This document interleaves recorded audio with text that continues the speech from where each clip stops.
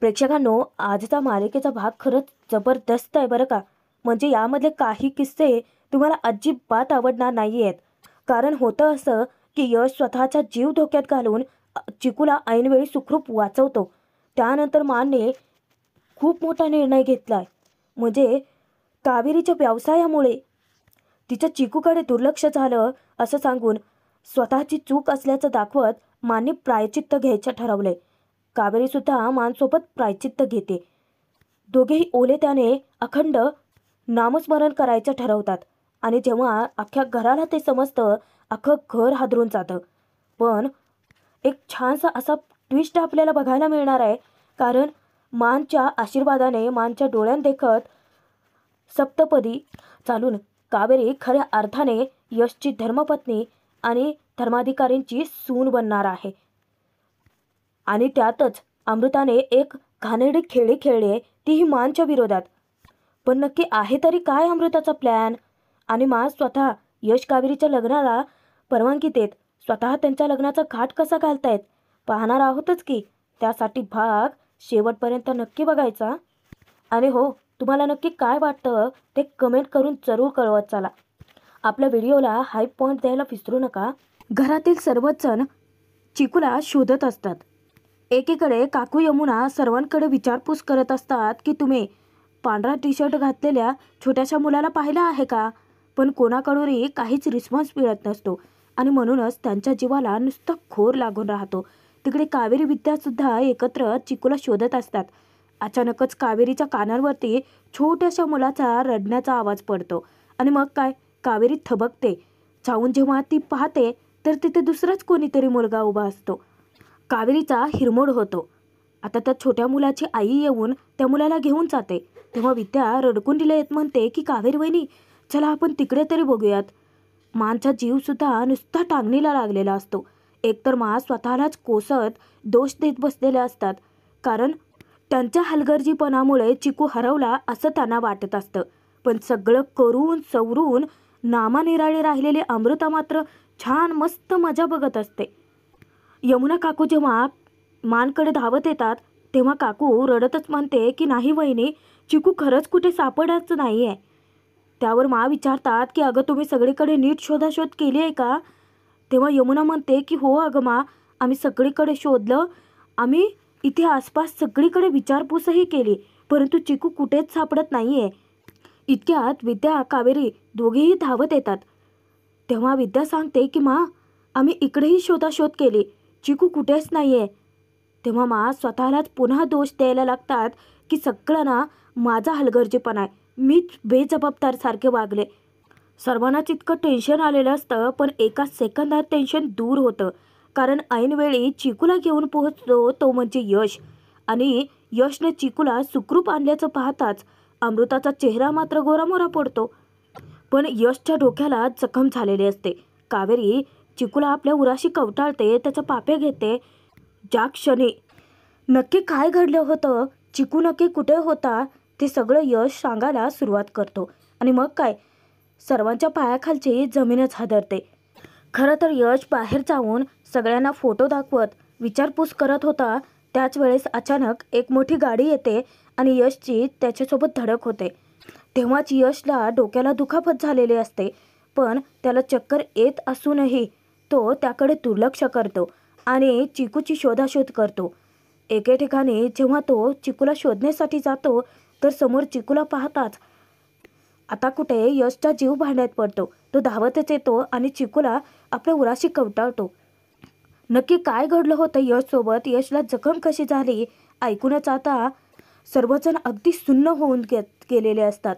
आता मा अचानकच घाई गडबड करायला लागतात.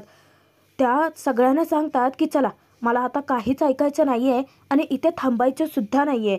जे झालं ते खूप झालं. चला बरं, तुम्ही सगळ्याच जणी पटापट आवरा. यश, गाडी काढ पटकन आणि मला सोडून या देतो. कावेरीकडून त्या चिकूला घेतात.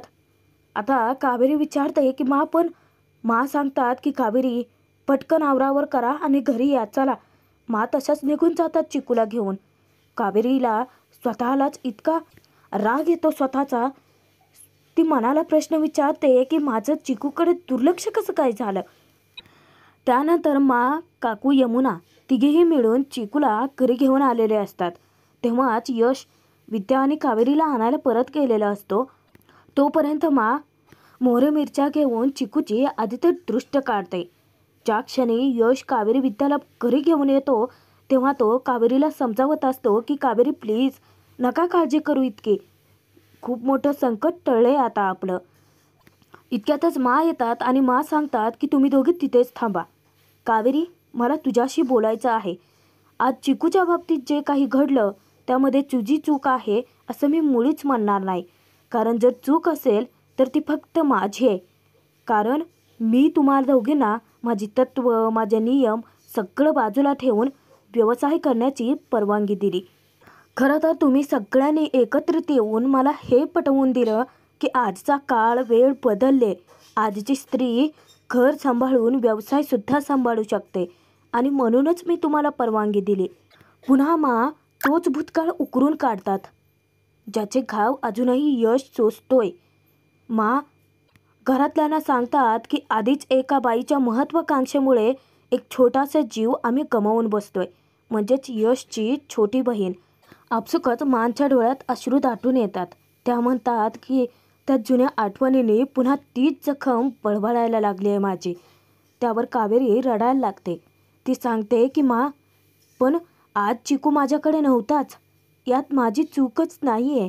कारण तुम्ही स्वतः मला स्टेजवर जाण्याची परमिशन दिली, म्हणूनच तर मी चिकूला तुमच्याकडे सोपवून निर्धास्त होते. तेव्हा खरं तर कावेरीचं कौतुकच करतात. त्या समजावतात की अगं पण मी म्हणतच नाही आहे की तुझी चूक आहे.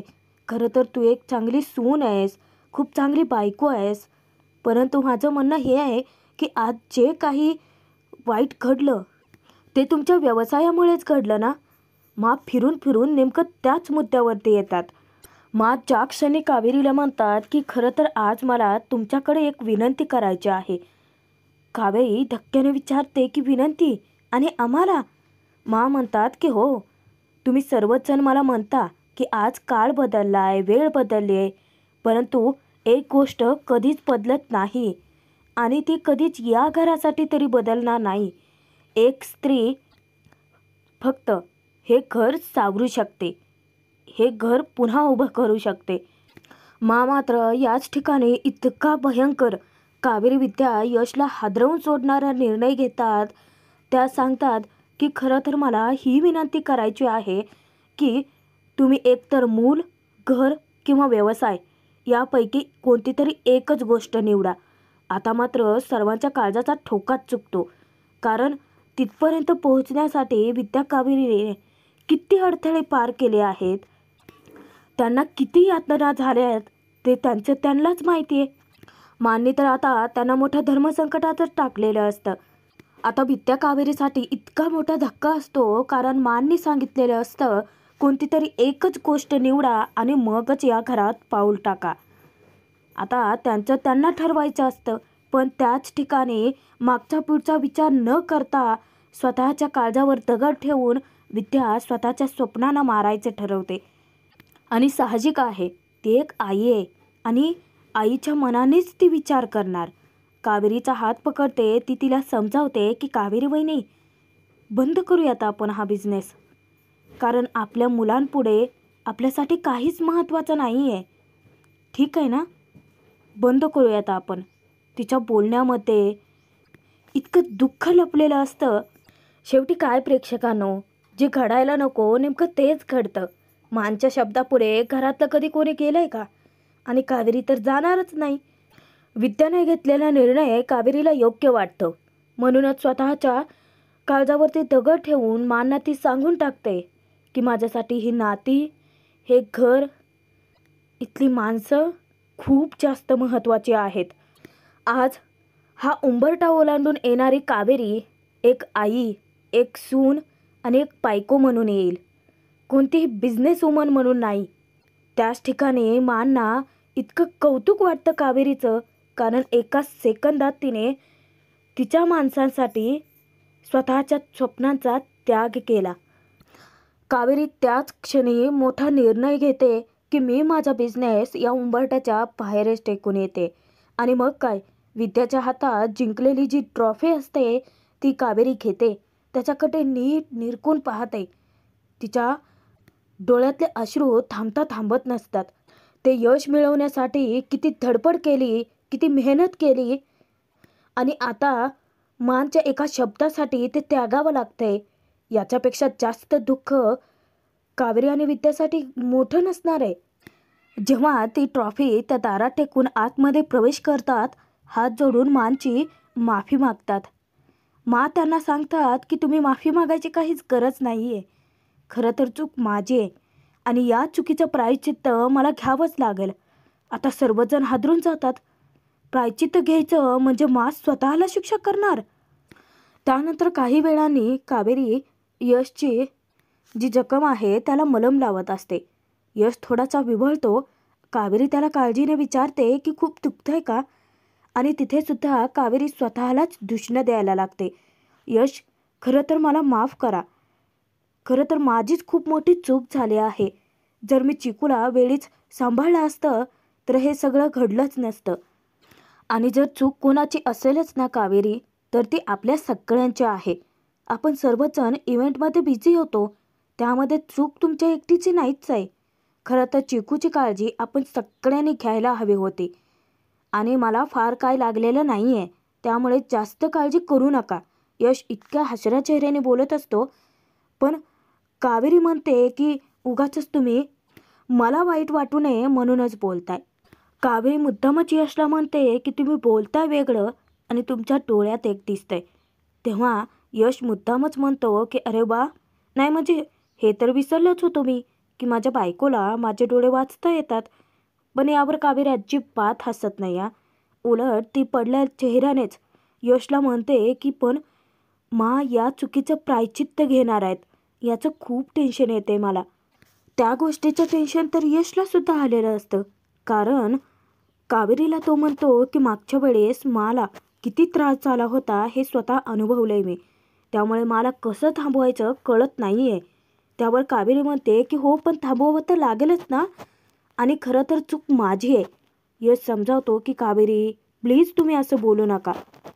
आणि त्या क्षणी कावेरी स्वतःचा निर्धार पक्का करते की मा जी शिक्षा स्वतःला करून घेतील ती शिक्षा कावेरी स्वतः स्वीकारणार. आता तरी यशलाच धक्का बसतो. त्यानंतर पहाटेच्या वेळी मा उठतात, तुळशी मातेला नमस्कार करतात आणि पुन्हा त्यांचं ते म्हणजे स्वतःला दूषणं द्यायला चालू असतं की चिकूच्या बाबतीत जे काही घडलं त्यात कुठेतरी माझीही चूक आहे. म्हणूनच पहाटेच्या वेळी थंडगार पाण्याने त्या आंघोळ करायला लागतात. तिथेच कावेरीच्या काळजाचा ठोकाच चुकतो. तिला मानची इतकी काळजी वाटते की मा, अहो थंडीने कुडकुडताय तुम्ही. कावेरीला कळत नसतं काय करू. मांना जाऊन थांबवू का? पण कसं? त्या तर आधीच रागावलेत ना माझ्यावरती. मांना कसं थांबवावं ते कळत नसतं. आणि त्यात मानचे सुद्धा खूपच हाल होत आहेत.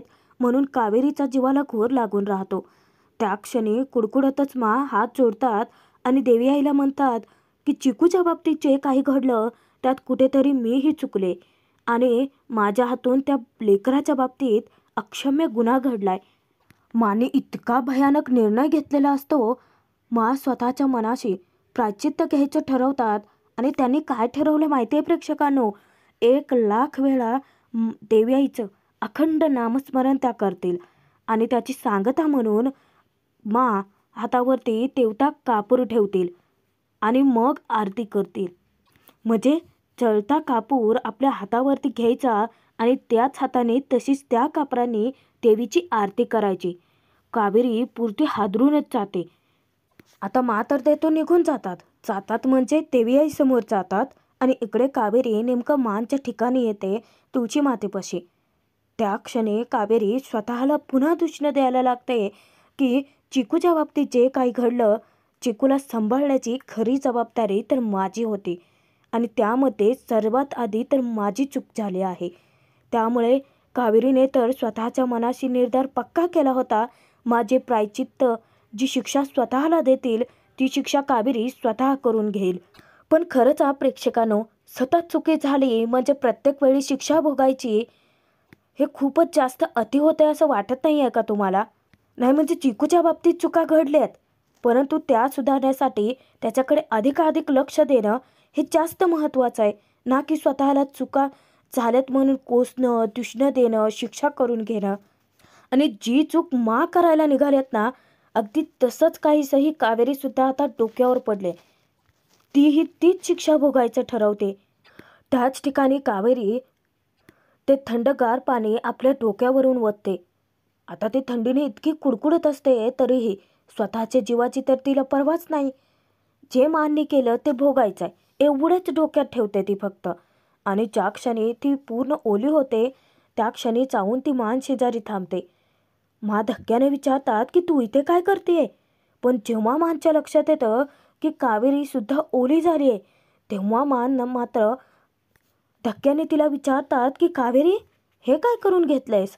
त्यावर कावेरी म्हणते की तुमची चूक झाली असं समजून तुम्ही एवढं मोठं प्रायश्चित्त घेत आहे. खरी चूक जर कोणाची झाली असेल तर ती माझी आहे आणि त्याचं प्रायश्चित्त मला घ्यावं लागणार आहे. म्हणून तुम्ही जी शिक्षा स्वतः भोगणार आहात ती शिक्षा मी स्वतःला देणार आहे. आता मानच्या काळजाचा ठोकाच चुकतो. मानना तर स्वतःच्या जीवाची पर्वा नाहीच आहे, पण मात्र कावेरीची काळजी करतात. त्या तिला खडसावतात की नाही कावेरी, तुझ्यावरती चिकूची जबाबदारी आहे आणि तुला चिकूला सांभाळावं लागणार आहे, त्यामुळे हे करू नकोस. जर चूक ज्याची झाली त्याला हे प्रायश्चित्त घेऊ देत ना. आणि म्हणूनच आजचा दिवस हा खूप कठीण असणार आहे. मी स्वतः देवीचं 1,00,000 वेळा नामस्मरण करणार आहे, अखंड नामस्मरण. आणि मग त्याच ठिकाणी कावेरी निर्धास्तपणे मानना सांगून टाकते की शिक्षा कितीही कठीण असू देत भोगायला मी तयार आहे. त्या क्षणी कावेरीचा पक्का निर्धार पाहून मानना तर खरं तर तिचा इतका अभिमान वाटतो. कावेरी स्पष्ट शब्दात मानना सांगते की माझाही निर्धार पक्का झालाय. हसतात आणि दोघीही एकत्र देवी आईला हात जोडून नमस्कार करतात. आणि मग काय सुरुवात होते ती त्यांच्या प्रायश्चित्ताला. पण काहीही म्हणा प्रेक्षकांनो, सासूसून दोघी एकसारख्याच आहेत, त्या हट्टी स्वभावाच्या. त्याच ठिकाणी हात जोडून देवी आईला म्हणतात की देवी आई, ज्या मनाला जबाबदाऱ्यांचा विसर पडला होता त्या मनाला आता समजावणं गरजेचं आहे. म्हणूनच मी तुझ्यासमोर हे प्रायश्चित्त घेते. हात जोडून देवी आईकडे प्रार्थना करत तिला शब्द देतात की जोपर्यंत 1,00,000 वेळा अखंड नामस्मरण त्या पार पाडत नाहीत तोपर्यंत पोटात अन्नाचा आणि पाण्याचा एक थेंबही जाऊ देणार नाहीत. त्याच वेळेस देवीला वचन देतात आणि मग काय शंखनाद करतात. आणि शंखनाद करता क्षणी त्यांच्या प्रायश्चित्ताला सुरुवात होते. त्या दोघेही अखंड नामस्मरण करायला सुरुवात करतात. त्यानंतर सकाळी जेव्हा विद्या यशकडे धावत जाते, ती यशला मोठ्याने हाका मारून उठवते. यश गाढ झोपी गेलेला असतो. ज्या क्षणी त्याला जाग येते तेव्हा त्याचं डोकं थोडंसं भणभणत असतं. जखमही झालेले असते, त्यामुळे साहजिक आहे दुखतं ते. आणि मग काय यश म्हणतो की वहिनी, ते गोळ्यांमुळे खरं तर गाढ झोप लागली मला, काय झालं. तेव्हा विद्या खुलासा करते की भाऊजी प्लीज माझ्यासोबत चला. कावेरी बहिणी आणि अजिबातच ऐकत नाही आहेत, त्यांना खूप त्रास होतोय, चला. तेव्हा यश घाबरतो आणि विद्यासोबत बाहेर येतो. इकडे आणि कावेरी दोघी एकत्रित अखंड नामस्मरण करत असतात. थंडीने त्या इतक्या कुडकुडत असतात. यश धावतच तिथे येतो आणि त्या दोघींना पाहता क्षणी त्याला धक्काच बसतो. तो इतकं जीव तोडून समजावत असतो की कावेरी प्लीज हे सगळं थांबवा, अहो किती त्रास होतोय तुम्हाला. तेव्हा दोघीही थंडीने कुडकुडतच असतात. यशला तर बघवतच नसतं ते. तेव्हा विद्या धावत चिकूला घेऊन येते.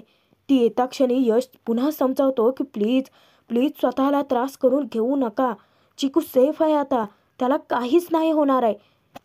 तुम्ही दोघे जर असंच वागत राहिला तर अशाने आजारी पडाल, प्लीज ऐका. विद्यासुद्धा तिथे घळाघळा रडायला लागते. खरं तर दोघींचाही त्रास कमी करण्यासाठी काय करता येईल याचा विचार करून यश विद्या दोघेही पटकन घराचे दरवाजे खिडक्या सर्व काही बंद करून घेतात. तेव्हाच तिथे यमुना काकू आणि नेमकी सगळं करून चवरून नामानिरारी राहिलेली अमृता तीही टपकते. त्या दोघींनाही धक्का बसतो. काकू यमुना दोघीही समजावत असतात की हे सगळं करू नका वहिनी प्लीज. यमुना सांगते की मा तू उठ बरं इथून. अगं तू स्वतःला शिक्षा का करून घेतेस? इतक्यातच माना जोरजोराच्या शिंका सुद्धा येतात. आता तर सर्वच जण आणखीनच टेन्शन घ्यायला लागतात. मा जर अशाने आजारी पडल्या तर काय? पण जे घडतंय ना प्रेक्षकांनो, ते पाहून अमृता इतका आनंद लुटत असते ना. हा भाग जरी इथे संपत असला तरी प्रेक्षकांनो, पुढे मात्र आपल्याला खूप मोठा ट्विस्ट बघायला मिळणार आहे.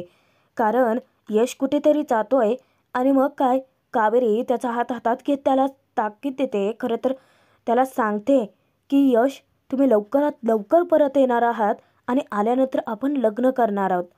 म्हणजे खऱ्या अर्थाने मांच्या आशीर्वादाने यांचं लग्न पुन्हा संपन्न होणार आहे. तर यशने औषध मागवलेलं असतं, मांसाठी खोकल्याचं औषध, कारण त्यांना हा प्रचंड त्रास उद्भवलेला असतो.